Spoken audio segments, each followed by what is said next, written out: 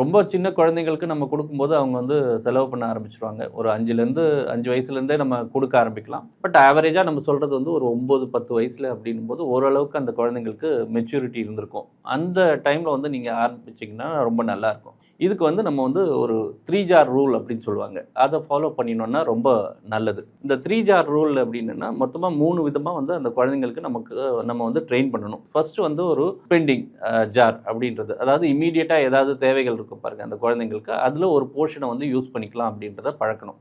ரெண்டாவது வந்து ஒரு சேவிங் ஜார், மாதம் மாதம் சேர்த்து வச்சேன்னா ஒரு டைமில் வந்து உனக்கு வந்து ஒரு சைக்கிள் வாங்கலாம், இல்லை வந்து ஒரு பெரிய பொருள் வாங்கலாம், இல்லை வந்து உனக்கு வந்து ஒரு கம்ப்யூட்டர் வாங்கலாம். இந்த மாதிரி ஒரு விஷயங்களை சொல்லும்போது அந்த குழந்தைங்களுக்கு வந்து சேவிங்ஸ் ஹேபிட்டும் ஆட்டோமேட்டிக்காக வர ஆரம்பிச்சிடும். மூணாவது விஷயம் வந்து ஒரு டொனேட்டிங் ஆர் கிஃப்டிங் ஜார் அப்படின்னு சொல்லுவோம்.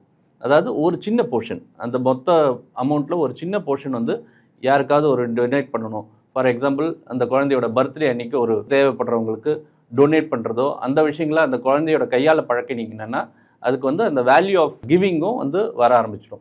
இந்த மூணுமே சேர்ந்து வரும்போது அந்த குழந்தைக்கு வந்து நேச்சுரலி அந்த பணத்தோட அருமை தெரியும், அதை எப்படி டிவைட் பண்ணணும் அப்படின்றதும் தெரியும். பெரியவங்களாகும் போதும் அந்த குழந்தைங்களுக்கு அந்த ஹேபிட் உள்ளுக்குள்ளேயே இருக்கும்.